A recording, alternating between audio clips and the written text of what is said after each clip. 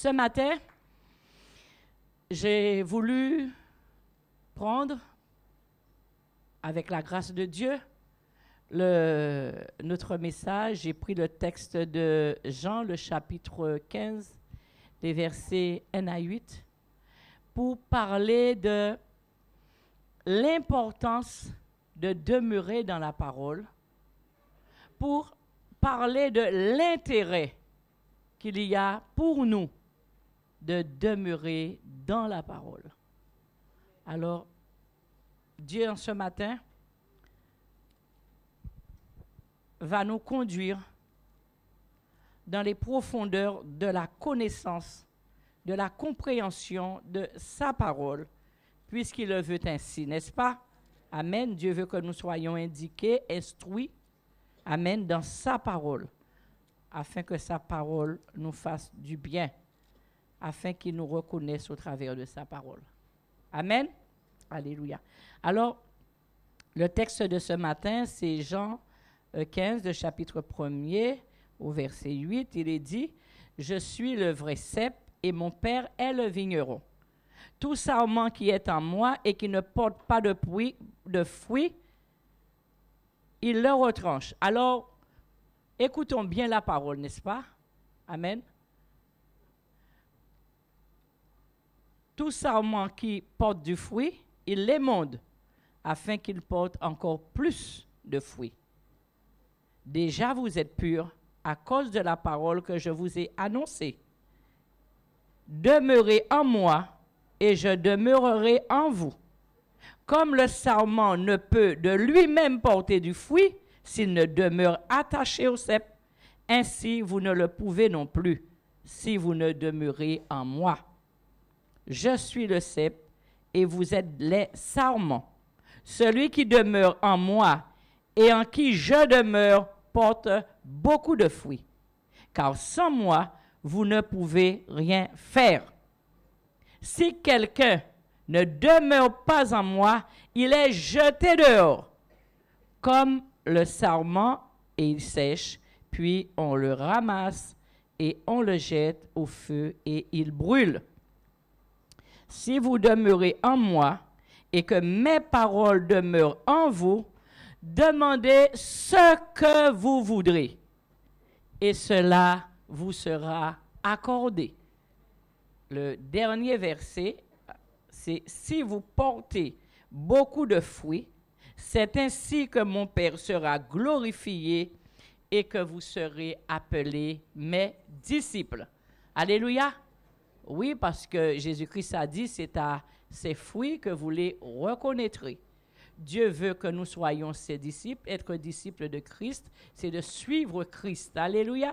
Suivre de Christ, ce n'est pas cheminer avec lui à côté de temps en temps. Et on arrive, on repart, on arrive, on repart. Mais c'est réellement marcher avec lui, être là et être à suivre ses instructions. Alléluia. Et lorsque nous suivons les instructions du Maître, nous sommes disciples du Maître. Béni soit le nom du Seigneur. Si vous demeurez en moi et que mes paroles demeurent en vous, demandez ce que vous voudrez et cela vous sera accordé. Alors, j'ai compris une chose, c'est que si je lis ce passage de ce verset 7, seulement, cela n'est pas suffisant pour moi. Parce qu'ici, il est dit, si vous demeurez en moi et que mes paroles demeurent en vous, demandez ce que vous voudrez et cela vous sera accordé. Si je retiens seulement, demandez ce que vous voudrez et cela vous sera accordé, je me serai trompé. Amen. Il manque quelque chose. Il manque, si vous demeurez en moi et que mes paroles demeurent en vous.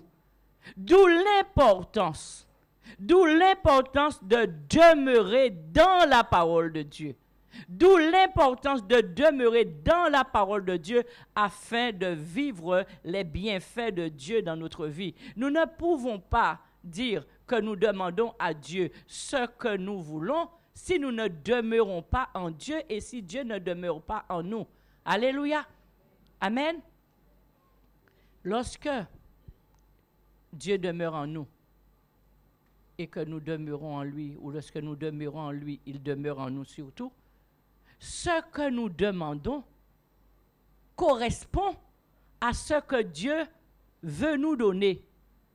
Nous ne demanderons pas des choses qui sont inutiles, nous ne demanderons pas des choses qui sont futiles, nous demanderons exactement ce qui est nécessaire.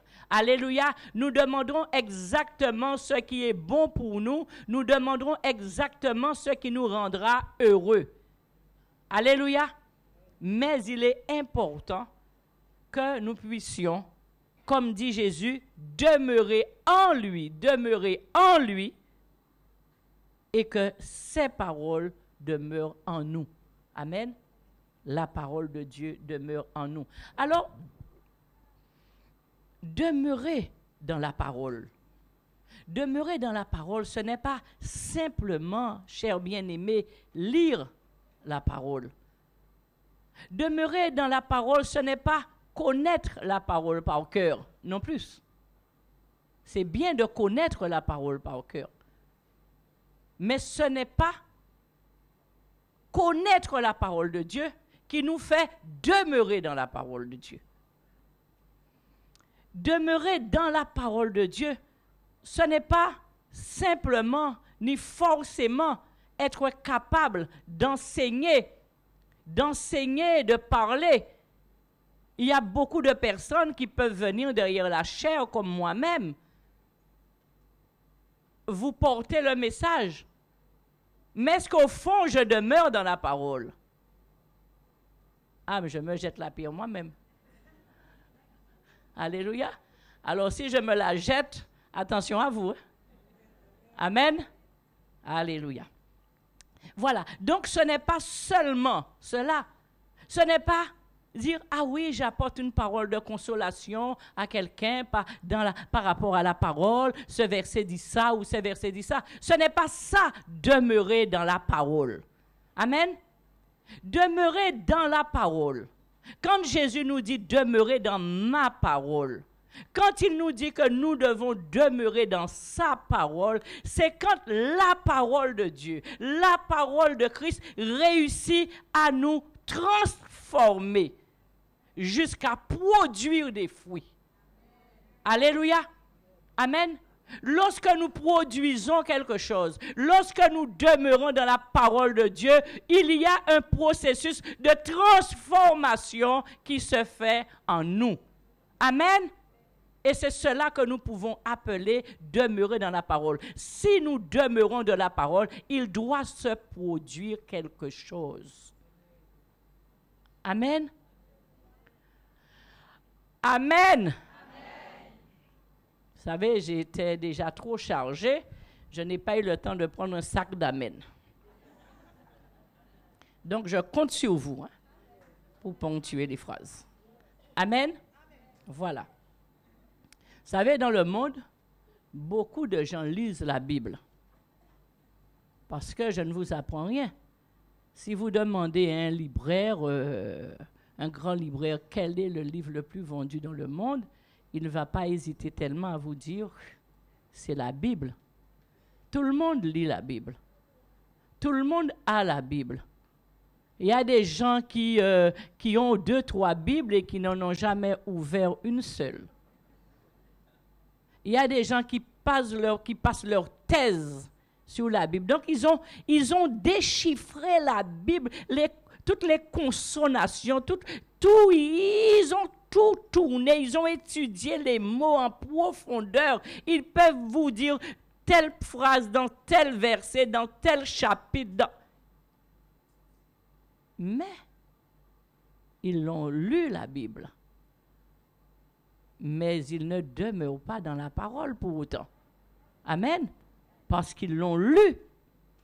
Ils l'ont lu, ils connaissent des fois la Bible mieux que quelqu'un, qu'un chrétien qui n'a pas beaucoup de mémoire. Amen. Mais ils ne demeurent pas dedans. Demeurer dans la parole, c'est autre chose que lire la parole. Mais celui qui lit la parole réellement, il a déjà pris une autre orientation dans sa vie. Ce n'est pas la même chose. Celui qui lit la parole, le chrétien en l'occurrence, quand il lit la parole, il est imprégné de la parole. Alléluia.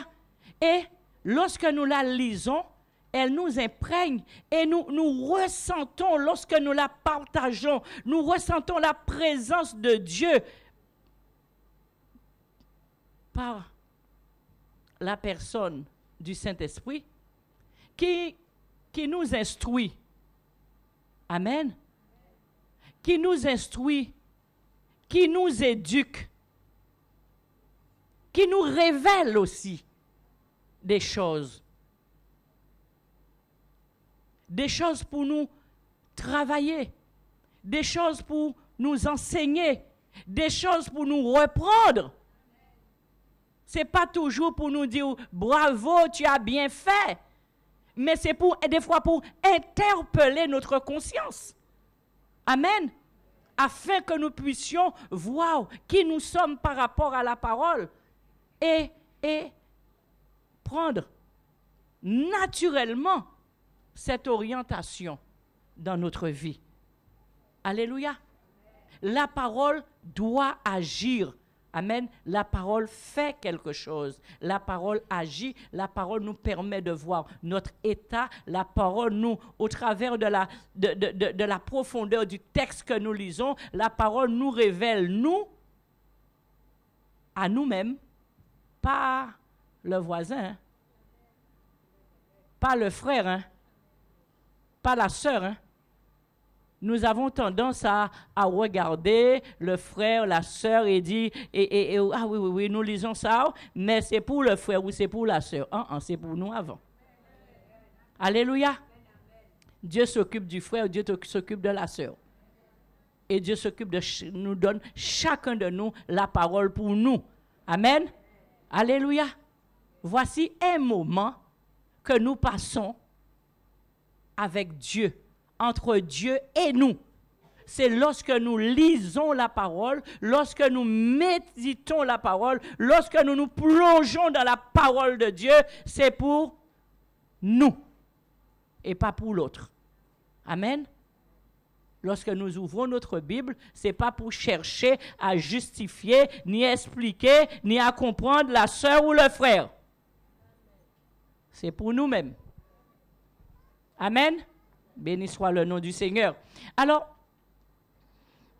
dans ce passage que nous avons lu ensemble, n'est-ce pas? Jésus dit, « Je suis le vrai cep et mon Père est le vigneron. » Je suis le vrai cep. Ici, nous voyons que Jésus prend l'image du cep et de la vigne pour montrer ou démontrer l'importance pour chacun de nous de dépendre de lui, de demeurer en lui. Il dit, « Je suis le vrai cep et mon Père est le vigneron. » Dans l'Ancien Testament, souvent on faisait allusion à Israël comme étant un cep ou une vigne. Mais Jésus, aujourd'hui, revendique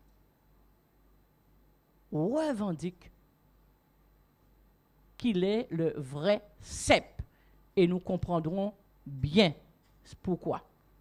Alors, il est le vrai cep et son père est le vigneron. Et que fait le vigneron?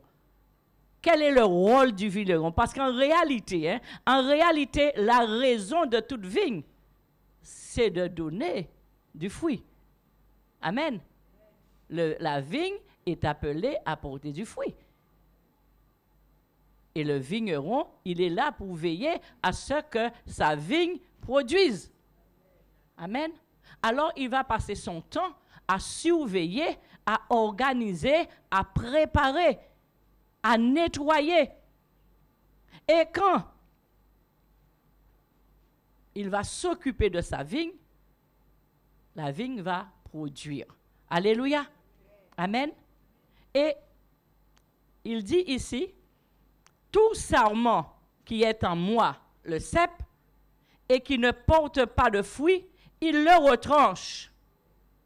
Et tout sarment qui portent du fruit, il les monde afin qu'ils portent encore plus de fruits. C'est le rôle du vigneron. Il va prendre sa vigne, il va regarder. Les sarments, ce sont les branches qui portent les vignes, qui portent le raisin. On l'appelle les sarments. Alors le vigneron, qu'est-ce qu'il va faire? Quand il va trouver des sarments stériles qui ne portent pas de vigne, naturellement, vite fait, il va les enlever. Il va les retrancher parce que plus qu'il reste des sarments qui ne portent pas, qui sont stériles, ils sucent la sève, ils sucent toute l'énergie du sève et du cep et ils ne produisent rien. Alors, il va retrancher pour permettre à ce qu'ils ne prennent rien et que tout ce qui reste comme vitamines puisse aller à ceux qui produisent. Amen. Il va après émonder, il va nettoyer, il va tailler, il va bichonner, il va protéger, il va dorloter le bicheron, tous les sarments qui portent des fruits. Amen. Il va en prendre un grand soin. Il porte déjà des fruits, les sarments. Mais il va les bichonner, il va les dorloter, il va les préparer afin qu'ils portent encore plus de fruits. Alléluia. Vous avez déjà vu un vigneron qui ne veut pas toujours avoir plus de fruits dans son vignoble. Le grand vigneron, il va continuer à travailler ses sarments afin qu'il y en ait plus. Mais il dit que ceux-là qui ne portent rien seront retranchés. Amen. Alléluia. Et Jésus dit à ses disciples, « Déjà, vous êtes purs à cause de la parole que je vous ai annoncée. Déjà, vous êtes purs. » D'où l'image de notre étude ce matin. La parole, l'enseignement que les disciples ont reçu ont eu pour effet leur purification. Parce que ils n'ont pas écouté pour écouter, ni lu pour lire, mais ils se sont laissés transformer par la parole qui les a purifiés et qui les a émondés. Alléluia. Donc, ici, Jésus dit aux disciples, par rapport à l'enseignement qu'il leur a porté et qu'ils ont reçu, ils ont été émondés. Prêts à produire du fruit. À produire du fruit. Alléluia. Merci Jésus. Et alors, Jésus nous dit, demeurez en moi et je demeurerai en vous. Comme le sarment ne peut de lui-même porter du fruit, ainsi, s'il ne demeure attaché au cep, ainsi, vous ne pouvez porter. Alors, attendez que je reprenne ma lecture. Demeurez en moi et je demeurerai en vous. Comme le sarment ne peut de lui-même porter du fruit, s'il ne demeure attaché au cep, ainsi vous ne le pouvez non plus si vous ne restez attaché à moi, si vous ne demeurez en moi. Alléluia. Donc, on peut considérer que le cep séparé des sarments, les sarments ne porteront pas de fruits. Alléluia. Pour que les sarments portent, il faut que les sarments soient attachés au cep. Parce que quand on prend le tronc de l'arbre, vous voyez des fois, vous coupez le tronc et vous voyez une espèce de lait blanc de liquide, la sève. La sève qui est dans le tronc et qui nourrit les sarments, qui nourrit les branches. Et cela permet aux branches de rester attachées au tronc. Quand les branches sont attachées au tronc, quand les branches vivent, eh bien, les branches s'épanouissent et portent les fruits de leur espèce. Amen. Mais si les sarments ne reçoivent pas cette substance-là, cette sève-là, cette jus nourrissante, cette lait vitaminé, eh bien, il va se passer quelque chose, c'est que petit à petit, le sarment va se détacher, va se décoller, va se décoller, va se décoller, parce il perd la vie, il perd la nourriture, et il sèche, et il tombe. Ils tombent jaunes et ils finissent de sécher par terre. Amen. Alléluia. Et quand nous regardons l'image de Jésus-Christ avec le chrétien qui ne demeure pas dans la parole, le chrétien qui simplement lit la parole, mais ne demeure pas dedans pour pouvoir réellement s'en accommoder, ce chrétien-là ne pourra pas porter le fruit. Il ne pourra pas produire les fruits qu'il doit produire. Alléluia.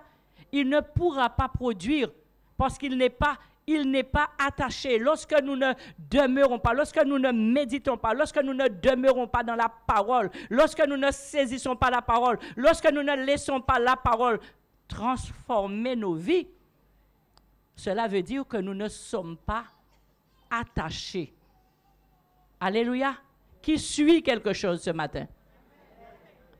Amen. Nous ne sommes pas attachés au tronc. Nous ne sommes pas attachés au cep.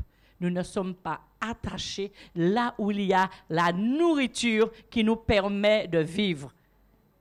Et c'est ainsi que nous serons transformés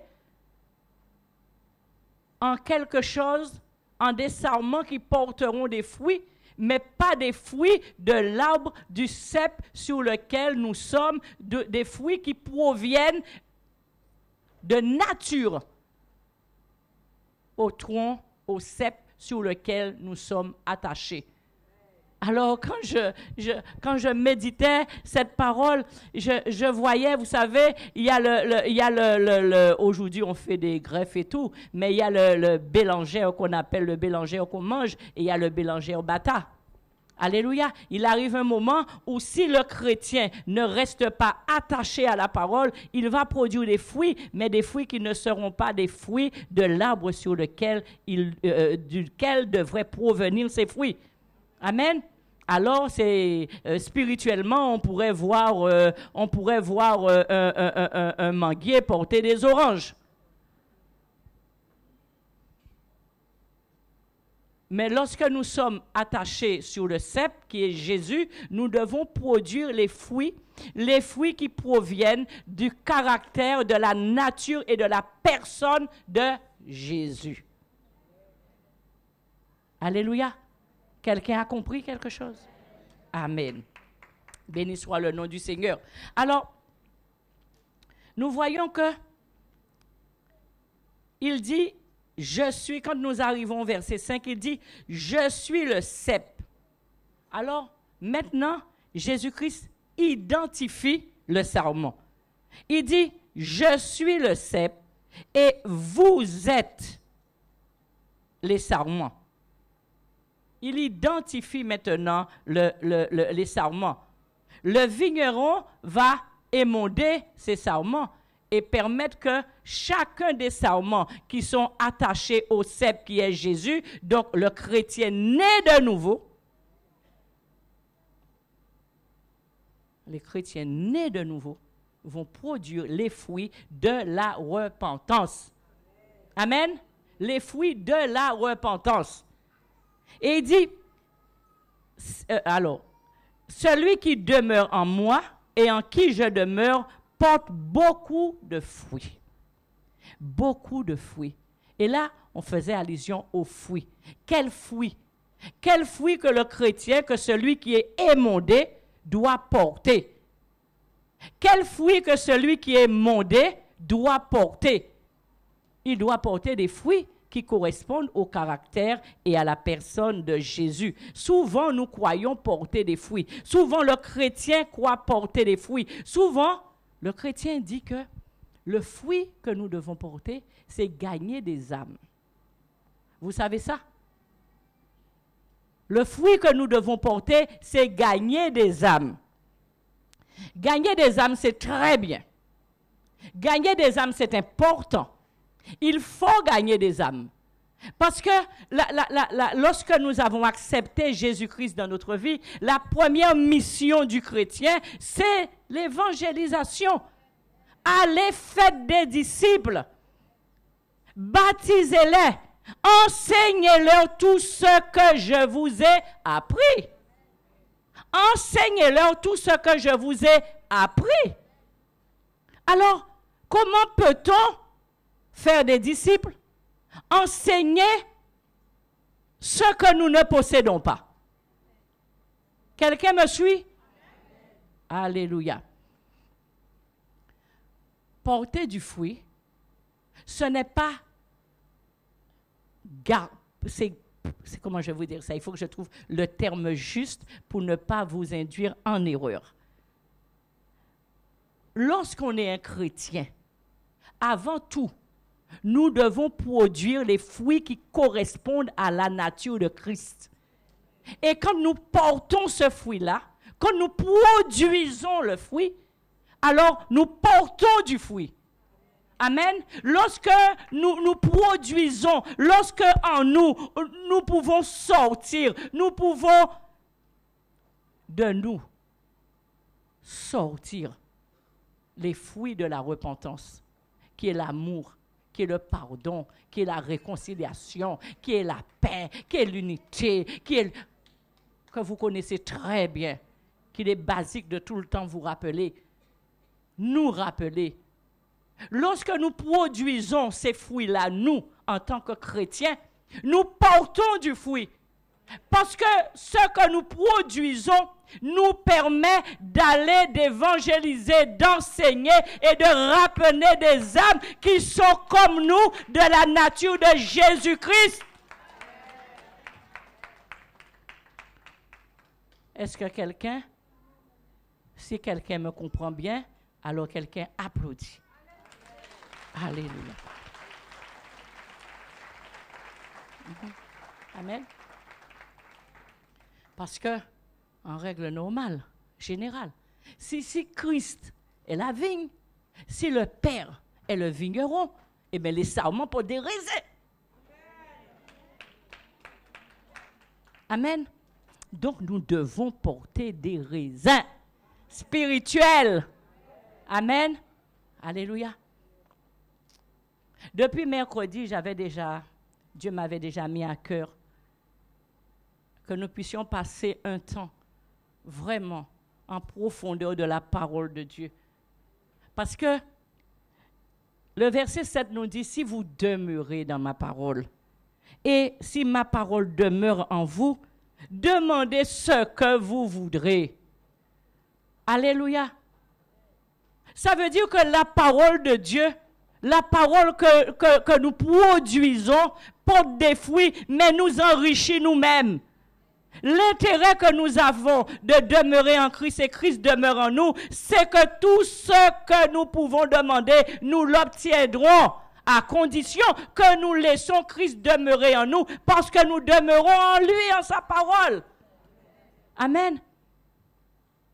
Et souvent, quand j'entends des enseignements, parce que je les écoute aussi, les enseignements, et c'est la vérité, quand on me dit, si tu n'es pas béni, si il te manque ça, si tu cries tout le temps à Dieu, tu te prosternes, tu pleures et tu cries à Dieu pour ça, c'est que quelque part, plus loin de l'épreuve que Dieu te donne pour t'emmener plus loin, il y a que tu dois rentrer en profondeur de la parole chaque jour davantage, afin que la parole de Dieu puisse demeurer en toi. Les épreuves sont l'émondage. Amen. Lorsque Dieu nous émonde, c'est pas des petites épreuves, des épreuves que nous trouvons insurmontables. Mais quand nous connaissons la nature de Dieu, nous savons que ça ne peut durer qu'un temps, chers bien-aimés. Ce n'est pas pour la vie une épreuve. Ce n'est jamais la même épreuve. Vous n'avez pas remarqué? Vous n'avez pas remarqué que ce n'est jamais la même épreuve? Quand il y a ça, c'est fini.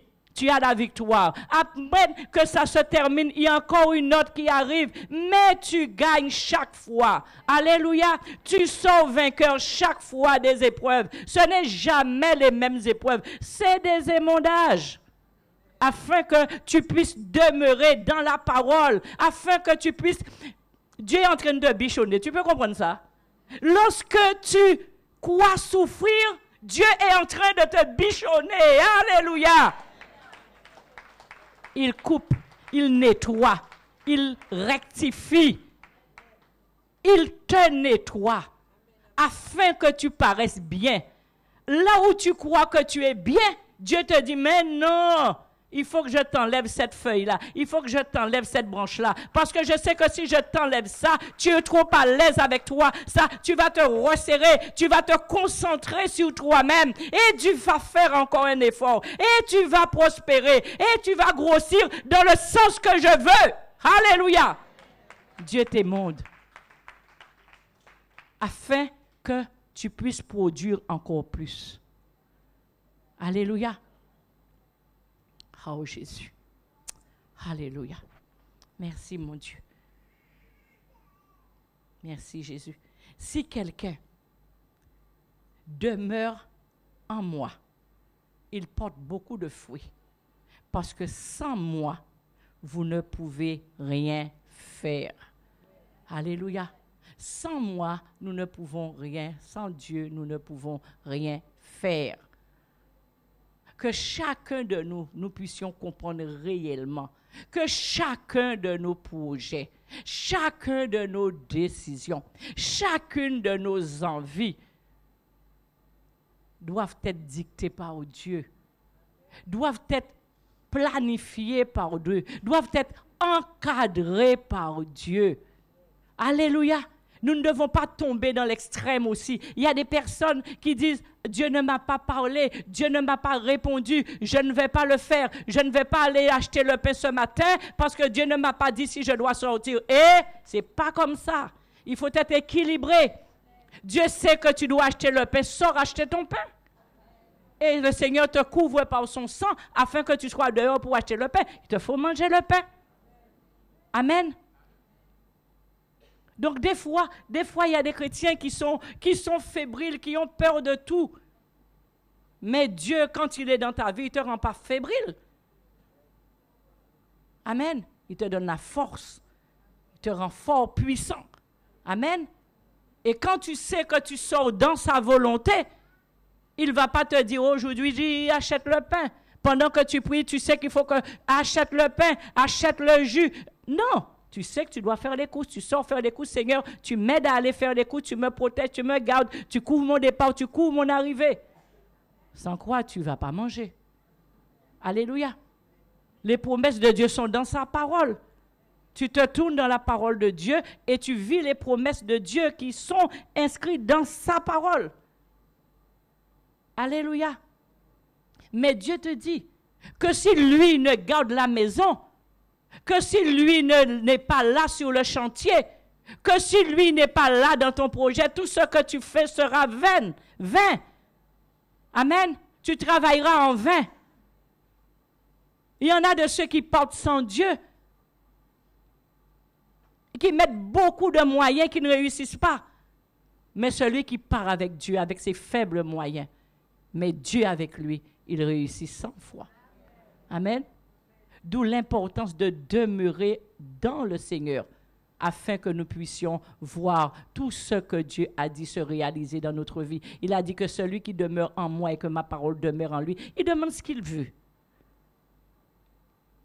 Et là encore, lorsque nous demeurons dans la parole et que Dieu demeure en nous, que Christ vit en nous, nous sommes des chrétiens équilibrés avec l'Esprit de Dieu en nous. Alors donc, nous n'allons pas demander quelque chose du futile ou de signifiant, mais nous demanderons ce qui est réellement bon pour nous. Nous obtiendrons ce qui est réellement bon pour nous. Amen. Nous ne demanderons pas, parce que l'envie, la jalousie, ces sortes de sentiments qui ne sont pas les sentiments de Dieu ne seront pas en nous. puisque nous produirons les fruits de l'Esprit de Dieu. Donc, lorsque nous serons devant le trône de Dieu, ce sera pour le louer, pour l'adorer et pour lui demander les choses qui consistent, qui sont bonnes pour notre bien-être. Alléluia. Nous recevons ce qui est bon pour nous.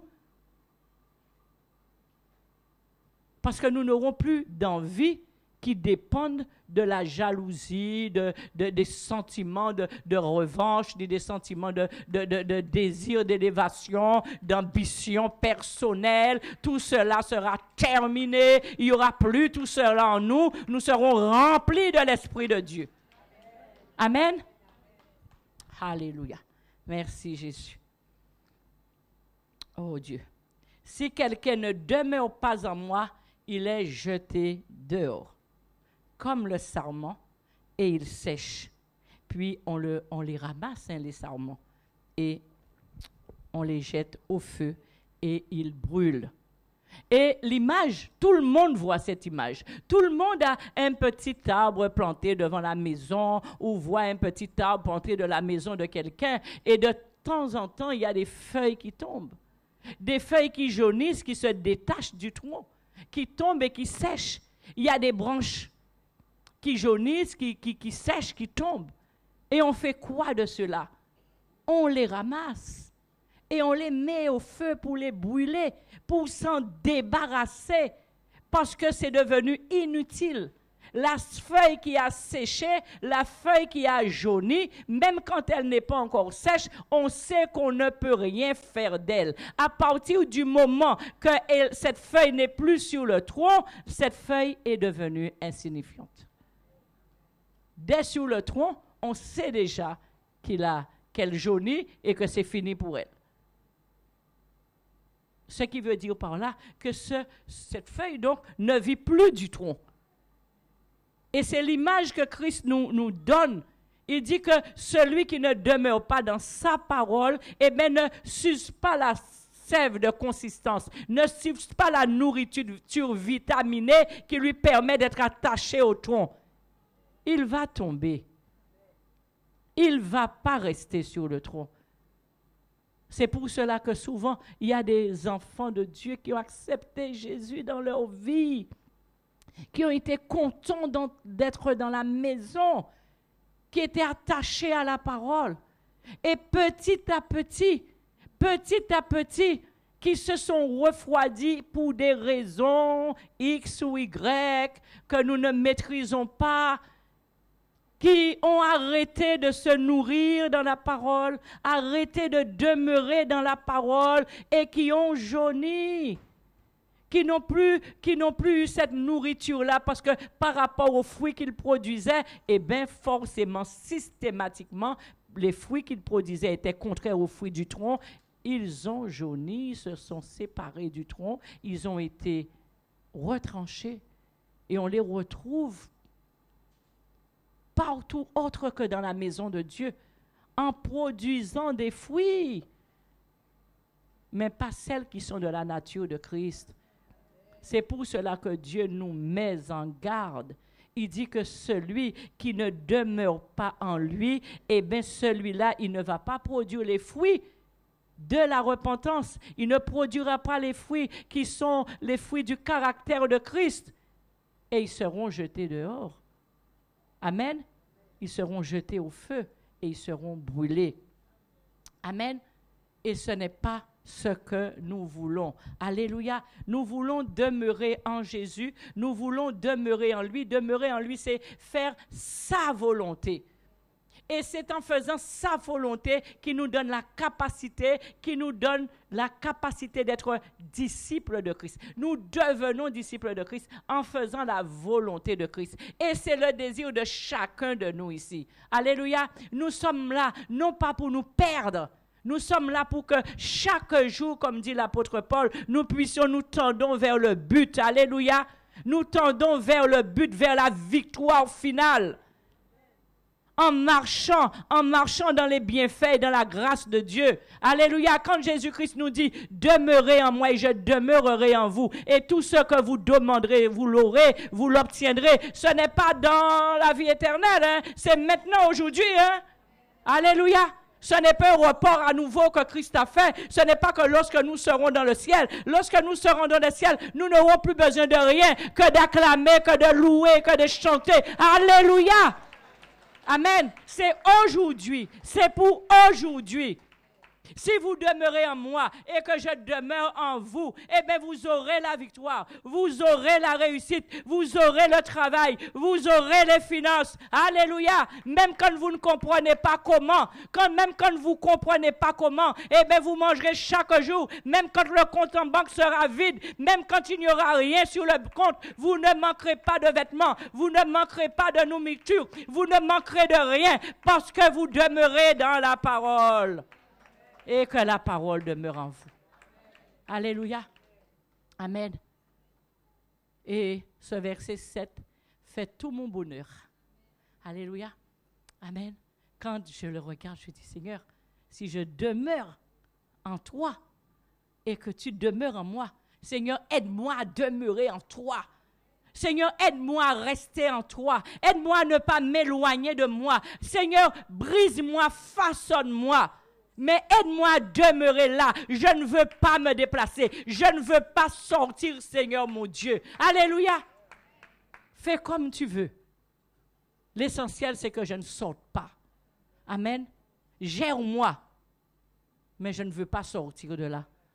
Parce que, qu'est-ce qu'il y a dehors?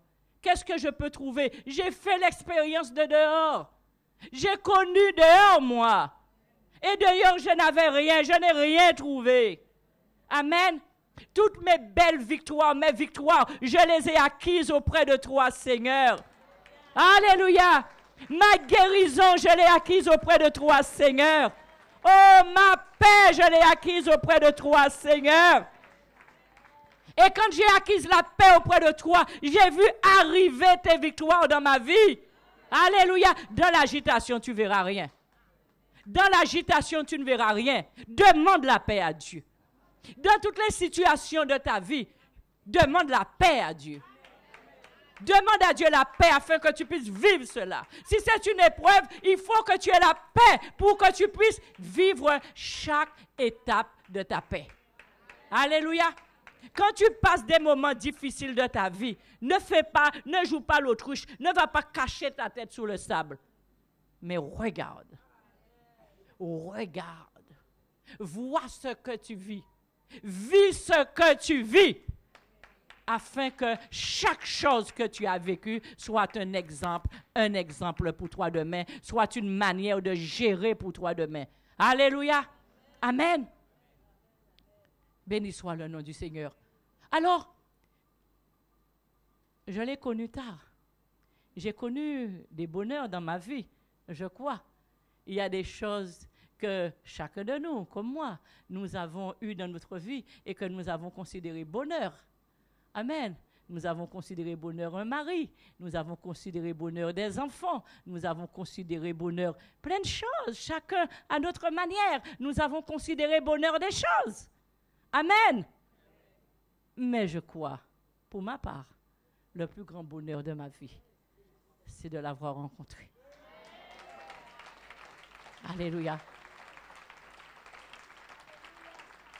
Tout ce que j'ai connu avant, je garde. Hein? Nous gardons ce que nous avons eu avant. Nous gardons. Mais je crois le plus grand. Amen, c'est lui. C'est lui parce que tout ce que nous avons eu avant, c'était la cerise qui pendait. Mais l'énormité. On dit la cerise sur le gâteau. C'est le clou. Mais moi, je fais l'inverse. Je dis ce que j'ai reçu, c'était la petite chose. Mais ce que je reçois maintenant, c'est fou. Alléluia. C'est le tout maintenant qu'on reçoit. Amen. Et c'est ce qui fait que nous devenons dépendants de Dieu. Amen. Nous devons devenir dépendants de Dieu. Si nous saisissons la parole comme telle, si nous voyons cela ainsi, nous devenons dépendants de Dieu. Amen. Pas un pas sans lui. Pas une action sans lui. Pas une réflexion sans lui. Pas une parole sans lui. Pas rien sans lui. Amen. Alléluia. Et c'est ce que Dieu veut. À ce moment-là, ça s'appelle lui laisser le plein contrôle. Ah, prends le plein contrôle. Mais nous ne laissons Dieu, rien à Dieu. Nous lui disons prends, mais nous serrons. Cette main-là dit prends, l'autre tient. Alléluia. Apprenons à lui laisser réellement le plein contrôle. Si nous demeurons dans sa parole et que sa parole demeure en nous, nous ne manquerons de rien.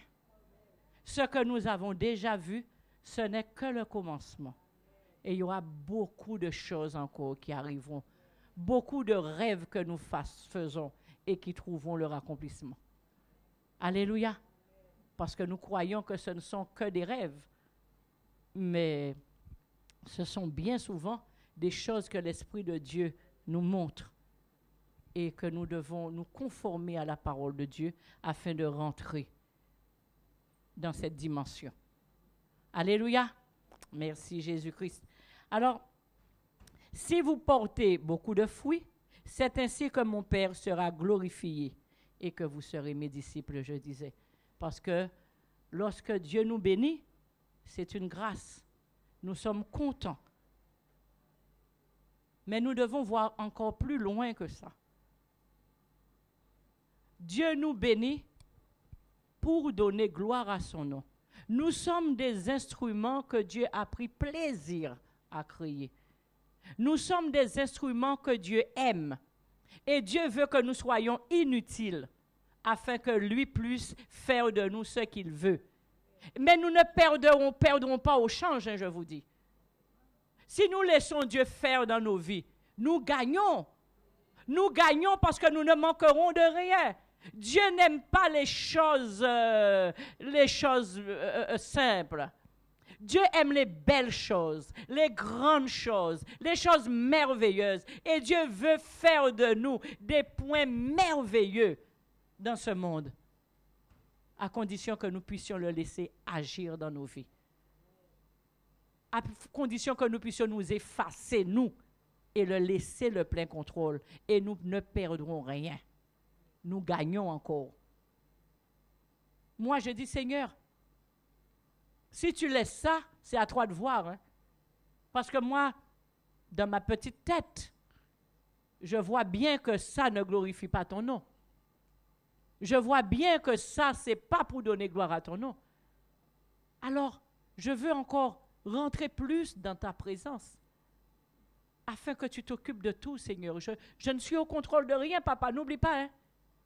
Je reste dans ta présence, caché dans ta présence, afin que tout de ma vie, tu en sois le seul qui t'occupe de tout. Amen. Alléluia. Parce que tout ce qui est dans notre vie est appelé à donner gloire au nom de Dieu. Amen. Tout ce que nous vivons doit donner gloire à Dieu. Nous devons être ce témoignage des gens du dehors qui nous voient, qui voient qui nous sommes, comment nous sommes, qui voient notre transformation. Alléluia. Amen. Il y a des personnes que des gens qui sont dehors sont épatés de voir. Ils me disent, j'ai rencontré un tel, je connaissais un tel. À peine qu'un tel ouvrait la bouche, un tel injuriait comme du vent.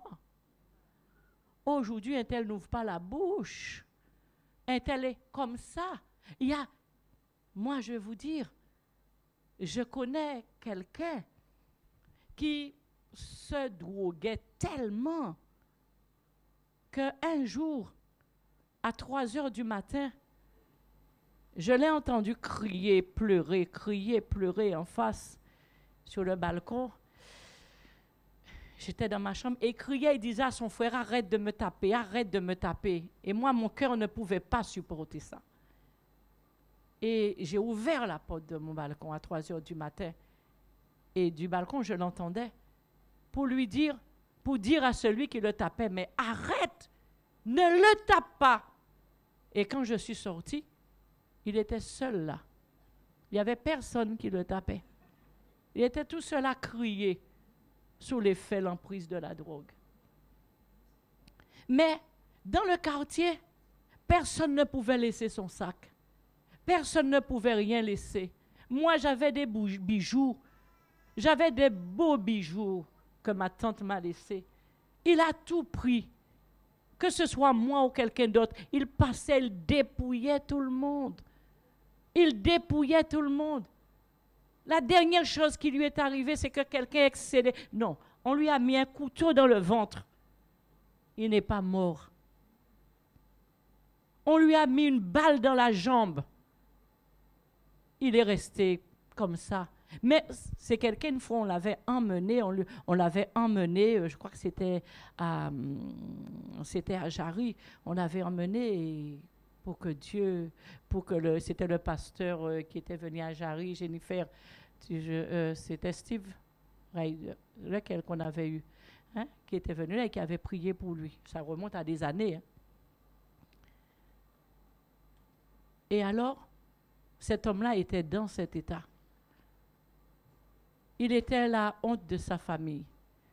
Il était la souffrance de ses parents. Il était le découragement des siens. Et aujourd'hui, vous savez quoi? C'est un chrétien baptisé. Alléluia. Il ne touche plus rien. Il ne se drogue pas. Alléluia. Il ne se drogue pas. Et il n'y a que Dieu qui puisse faire ça.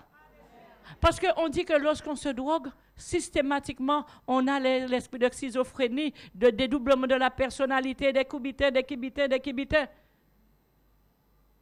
Mais maintenant, il joue de l'instrument. Il est parmi tout le monde. Dieu l'a préservé. Dieu l'a gardé. Tout le monde le tapait. Tout le monde le battait parce qu'on en avait marre. Aujourd'hui, il est chrétien dans la maison de Dieu. Alléluia. Transformation. Transformation. C'est Dieu qui fait ça. Et c'est ce que Dieu veut. Que lorsque nous recevons la parole, que la parole fasse quelque chose en nous. Alors, autant de fois qu'on le maudissait, autant de fois maintenant qu'on le regarde, on disait, on le cite en exemple. Regardez, il est devenu célèbre. Voilà ce que Dieu fait. Dieu prend rien et Dieu emmène rien en hauteur. Alléluia. Dieu prend rien et il l'emmène en hauteur. Amen. C'est Dieu qui fait tout ça. Et c'est le Dieu que nous servons. C'est le Dieu qui nous honore nous-mêmes. Amen. Alléluia. Et alors que chacun de nous, nous puissions vraiment prendre la décision de vérifier. Oh, je ne dis pas que nous ne le faisons pas. Je ne dis pas que notre but, ce n'est pas de servir Dieu, de demeurer dans sa parole. Oui, c'est notre choix. Oui, c'est ce que nous avons dit. Oui, c'est notre prière de chaque jour. Mais que nous laissions l'Esprit de Dieu agir en nous. Amen. Afin que nous puissions rentrer dans cette transformation qu'opère la parole de Dieu, qu'opère la présence de Dieu en nous. Alléluia. Amen. Est-ce que nous pouvons nous lever pour prier? Alléluia. Dieu est merveilleux, Dieu est bon. Dieu, c'est notre Dieu.